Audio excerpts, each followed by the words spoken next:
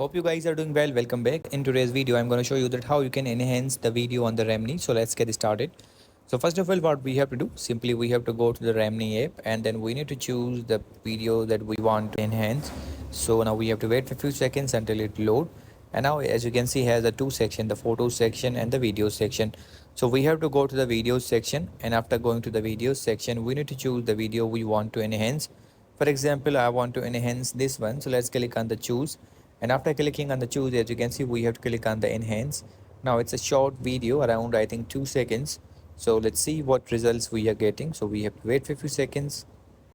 So as you can see now, after enhancing this, now it's done. Now you can view the video. As you can see now, the video is enhanced and here are the results.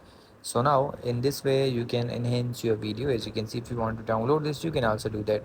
So the video is saved. If you want to save the video, we have to click on the save video and it will be saved.